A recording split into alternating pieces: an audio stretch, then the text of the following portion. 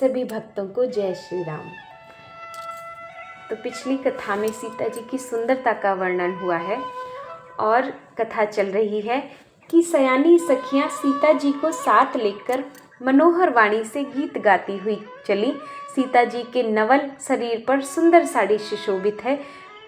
जगजननी की महान छवि अतुलनीय है। भूषण सकल सुदेश सुहाए, अंग अंग रचि सखिन बनाए। रंग भूमि जब सिए पगुधारी, देख रूप मोहे नर नारी। सब आभूषण अपनी अपनी जगह पर सुशोभित हैं, जिन्हें सखियों ने अंग अंग में भली भांति सजाकर पहनाया है। जब सीता जी ने रंगभूमि में पैर रखा तब उनका दिव्य रूप देखकर स्त्री पुरुष सभी मोहित हो गए। देवताओं ने हर्षित होकर नगाड़े बजाए और पुष्प बरसाकर अप्सराएं गाने लगी। सीता जी के कर कमलों में जयमाला सुशोभित है। सब राजा चकित होकर अचानक उनकी ओर देखने लगे। सीता जी चकित चित्त से श्री राम जी को देखने लगी। तब सब राजा लोग मोह के वश हो गए। सीता जी ने मुनि के पास दोनों भाइयों को देखा तो उनके नेत्र अपना खजाना पाकर ललचाकर वहीं श्री राम जी में जा लगे, स्थिर हो गए। परंतु गुरुजनों की लाज से तथा बहुत बड़े समाज को देखकर सीता जी सकुचा गई। वे श्री रामचंद्र जी को हृदय में लाकर सखियों की ओर देखने लगी। श्री रामचंद्र जी का रूप और सीता जी की छवि देखकर स्त्री पुरुषों ने पलक मारना छोड़ दिया। सब एकटक उन्हीं को देखने लगे। सभी अपने मन में सोचते हैं पर कहते सकुचाते हैं। मन ही मन वे विधाता से विनय करते हैं कि हे विधाता, जनक की मूढ़ता को शीघ्र हर लीजिए और हमारी ही ऐसी सुंदर बुद्धि उन्हें दीजिए कि जिससे बिना ही विचार किए राजा अपना प्रण छोड़कर सीता जी का विवाह राम जी से कर दें। संसार उन्हें भला कहेगा, क्योंकि यह बात सब किसी को अच्छी लगती है। हठ करने से अंत में भी हृदय जलेगा। सब लोग इसी लालसा में मगन हो रहे हैं कि जानकी जी के योग्य वर तो यह सांवला ही है। तब राजा जनक ने बंदी जनों को बुलाया। वे विरुदावली गाते हुए चले आए। राजा ने कहा, जाकर मेरा प्रण सबसे कहो। भाट चले, उनके हृदय कम आनंद न था। बोले बंदी बचन बर सुनहु सकल महिपाल, पन विदेह कर कहहि हम भुजा उठाई विशाल। भाटों ने श्रेष्ठ वचन कहा, हे पृथ्वी की पालन करने वाले सब राजागण सुनिए। हम अपनी भुजा उठाकर जनक जी का विशाल प्रण कहते हैं। राजाओं की भुजाओं का बल चंद्रमा है, शिव जी का धनुष राहु है। वह भारी है, कठोर है, यह सबको विदित है। बड़े भारी योद्धा रावण और बाणासुर भी इस धनुष को देखकर गौ से चलते बने। उसे उठाना तो दूर रहा, छूने तक की हिम्मत न हुई। उसी शिव जी के कठोर धनुष को आज इस राज समाज में जो भी तोड़ेगा, तीनों लोगों की विजय के साथ ही उसको जानकी जी बिना किसी विचार के हठ पूर्वक वरण करेंगी। सुनिपन सकल भूप अभिलाषी, भट मानी अतिशय मन राखे। प्रण सुनकर सब राजा ललचा उठे। जो वीरता के अभिमानी थे वे मन में बहुत ही तमतमाए, कमर कसकर अकुलाकर उठे और अपने इष्ट देव को सिर नवाकर चले। वे तमक कर बड़े ताव से शिव जी के धनुष की ओर देखते हैं और फिर निगाह जमाकर उसे पकड़ते हैं और करोड़ों भांति से जोर लगाते हैं, पर वह उठता ही नहीं। जिन राजाओं के मन में कुछ विवेक है वे धनुष के पास ही नहीं जाते। वे मूर्ख राजा तमकर किटकिटाकर धनुष को पकड़ते हैं, परंतु जब नहीं उठता तो लजाकर चले जाते हैं। मानो वीरों की भुजाओं का बल पाकर वह धनुष अधिक अधिक भारी होता जाता है। तब 10,000 राजा एक ही बार धनुष को उठाने लगे, तो भी वह उनके टाले नहीं टलता।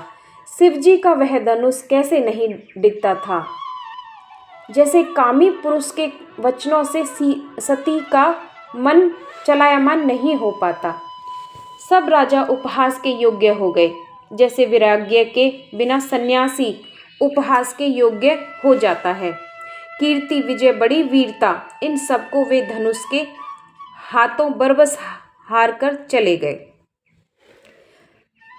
राजा लोग हृदय से हार कर श्रीहीन हो गए और अपने अपने समाज में जा बैठे।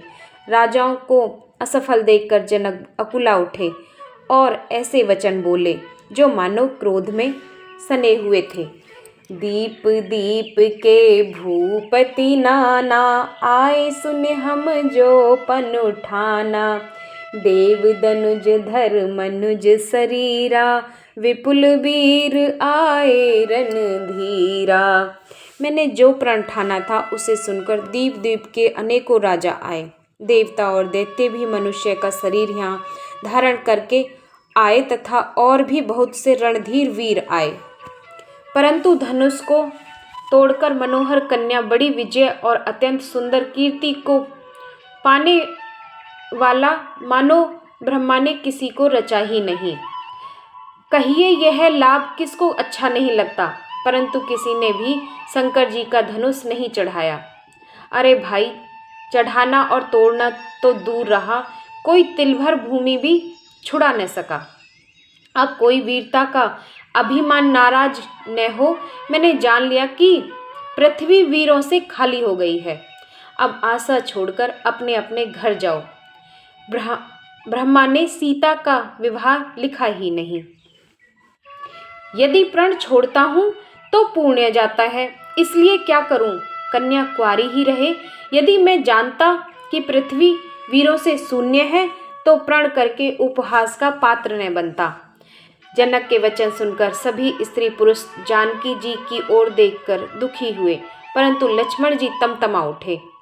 उनकी भौहें टेढ़ी हो गई, होठ फड़कने लगे और नेत्र क्रोध से लाल हो गए। कहीं न सकत रघुवीर, डर लगे बचन जनुबान। नाई राम पद कमल सिरु, बोले गिरा प्रमाण। श्री रघुवीर जी के डर से कुछ कह तो सकते नहीं, पर जनक के वचन उन्हें बाण से लगे। जब न रह सके तब श्री रामचंद्र जी के चरण कमलों में सिर नवाकर वे यथार्थ वचन बोले। रघुवंश महु जहाँ को होई, तेहि समाज अस कहई न कोई। कहे जनक जस अनुचित बानी, विद्यमान रघुकुल मणि जानी।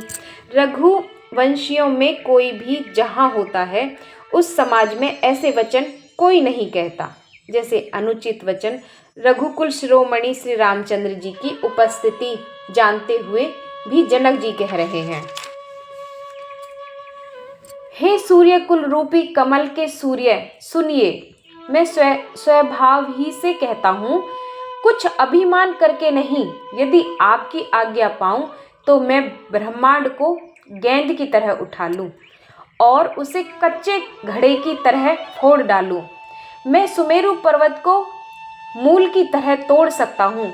हे भगवान, आपके प्रताप की महिमा से यह बेचारा पुराना धनुष तो कौन चीज है। ये बात हमारे लक्ष्मण जी कह रहे हैं। ऐसा जानकर हे नाथ, आज्ञा हो तो कुछ खेल करूं, उसे भी देखिए। धनुष को कमल की डंडी की तरह चढ़ाकर उसे 100 योजन तक दौड़ा लिए चला जाऊं। तोरो छन्नक दंड जिमि तव प्रताप बलनाथ। जो न करो प्रभु पद शपथ, करने धरो धनु भात। हे नाथ, आपके प्रताप के बल से धनुष को कुकुर मुत्ते बरसाती छत्ते की तरह तोड़ दूं। यदि ऐसा न करूं तो प्रभु के चरणों की शपथ है, फिर मैं धनुष और तरकस को कभी हाथ मैं भी न लूंगा। ज्यों ही लक्ष्मण जी के क्रोध भरे वचन बोले कि पृथ्वी डगमगा उठी और दिशाओं के हाथी कांप गए।